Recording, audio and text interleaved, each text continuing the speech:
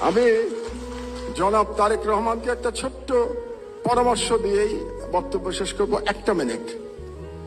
শেখ মুজিবুর রহমান মুক্তিযুদ্ধের সাথে জড়িত ছিলেন না, তিনি জানতেন না মুক্তিযুদ্ধ কিভাবে হয়েছে, এবং তিনি ফিরে এসেও জানার চেষ্টা করেন নাই মুক্তিযুদ্ধ কিভাবে হয়েছে। তাকে আওয়ামী লীগের লোকজন যা বলেছে এবং ভারতীয় পক্ষ যা বলেছে সেটাকেই তিনি ধরে নিয়েছিলেন, এটাই মুক্তিযুদ্ধের ইতিহাস ছিল। এই জন্যই তিনি ব্যর্থ হয়েছিলেন। জনাব তারেক রহমান, আপনি 17 বছর দেশে ছিলেন না, আপনি জানেন না এখানে কি হয়েছে। আপনার বিশিষ্ট লোকজন আপনাকে যা বলেছে এটাই আপনি শুনেছেন, এবং এখন যারা মিডিয়ার নতুন বন্ধুরা আপনাকে যেটা বলছে সেটাই আপনি শুনছেন, এবং সেটাই আপনি মনে করছেন এটাই বাংলাদেশের 17 বছরের ইতিহাস।